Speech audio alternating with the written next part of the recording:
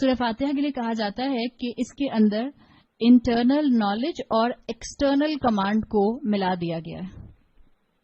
Internal knowledge اور external command کو ملا دیا گیا ہے. کیسے؟ دیکھیں، آپ کے دین کے بیسس دو چیزوں پر ہیں. اللہ نے مجھے اور آپ کو کتاب دی. کیا سکھانے کے لیے؟ کیا سکھانے کے لیے؟ علم سکھانے کے لیے. اللہ نے مجھے اور آپ کو کتاب دی طریقہ زندگی سکھانے کے لیے، علم سکھانے کے لیے.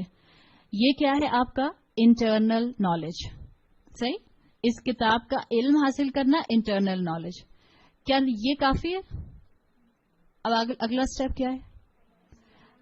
اس علم کے مطابق عمل کرنا. جب آپ اس علم کے مطابق عمل کریں گی تو آپ اللہ کی کمانڈ ایکسٹرنلی پوری کر رہی ہیں. تو انٹرنل نالج اور ایکسٹرنل کمانڈ کا بہترین لنک آپ کو سورۃ الفاتحہ میں ملتا ہے. اسی لیے اس کو ام القرآن کہا جاتا ہے، یعنی علم اور عمل کا بہترین کمبینیشن. اور سورہ فاتحہ کا یہ کمبینیشن آپ کو اس ایک آیت میں ملتا ہے جس کے لیے کہا جاتا ہے کہ سورہ فاتحہ کا جسٹ اس کے اندر ہے. وہ کون سی آیت ابھی آپ کو بتائی تھی امام حسن البصری کے مطابق؟ ایاک نعبد و ایاک نستعین. عبادت اللہ کی جو ہے وہ ورشپ ہو گئی. ورشپ کیسے ہوتی ہے؟ انٹرنلی ہوتی ہے، ایکسٹرنلی ہوتی ہے. آپ نماز دل سے پڑھ سکتی ہیں؟ آپ روزہ دل کا رکھ سکتی ہیں؟ ہم کہتے ہیں ہماری نظریں بہت پاک ہیں، نظر کا پردہ ہے. کیا نظر کا پردہ کافی ہے یا کچھ ایکسٹرنل پروٹوکال کی ضرورت ہے؟ آپ کیا میرے دل نے حج کر لیا کافی ہے؟ ہاں میرے دل نے زکوٰۃ دے دی کافی ہے؟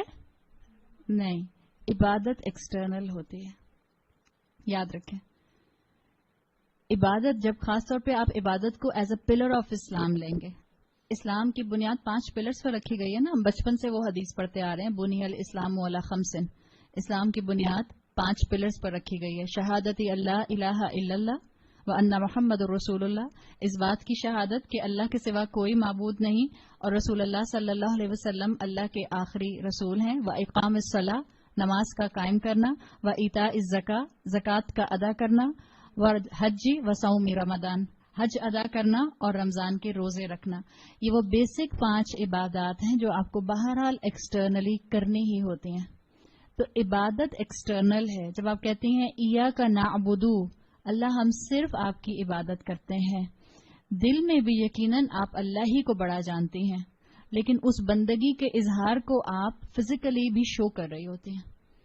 آپ روزہ رکھتی ہیں تو آپ کو لوگوں کو بہرحال کسی نہ کسی طرح پتہ چل جاتا ہے کہ آپ کا روزہ ہے. وہ الگ بات ہے کہ آپ واش روم میں جا کے کلی کرتے کرتے پانی پی لیں، وہ تو اللہ جانتا ہے اور آپ جانتے ہیں، ہم تو نہیں جانتے. لیکن بہرحال روزہ رکھتی ہیں. زکوٰۃ آپ کسی کے ہاتھ میں پکڑاتے ہیں تو آپ کا زکوٰۃ دینا ایکسٹرنل ہے، پتہ چل گیا کسی کو کہ آپ نے زکوٰۃ دی. حج آپ دنیا کے سامنے کرتی ہیں، ملین لوگوں کے سامنے حج کر رہی ہوتی ہیں. اسی طرح سے نماز آپ کو کوئی نہ کوئی پڑھتے ہوئے دیکھ رہا ہوتا ہے. صحیح؟ تو ایاک نعبد از ایکسٹرنل عبادت. ایاک نستعین کیا ہے؟ توکل علی اللہ. ایکسٹرنل ہے کہ انٹرنل ہے؟ یہ انٹرنل ہے. یہ ہے کنیکشن آپ کے ایکسٹرنل اور انٹرنل کا.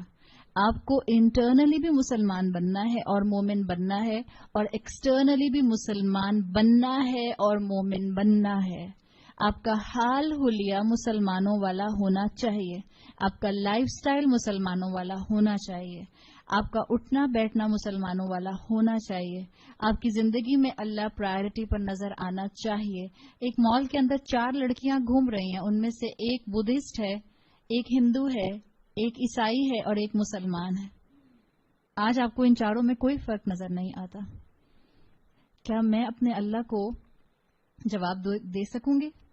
وہ 3 جو بھی اللہ کو جواب دیں، میں کیا جواب دوں گی اگر میں بھی ان کے ساتھ چوتھی بن کر اسی حال حلیے میں گھوم پھر رہی ہوں جس حال حلیے میں وہ گھوم پھر رہی ہیں؟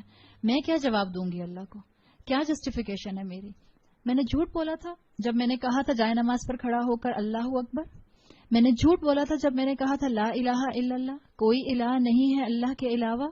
میں نے اپنے نفس کو الہ بنا لیا، میں نے اپنے نفس کو بت بنا لیا، میں نے اپنے نفس کو آئیڈل بنا لیا.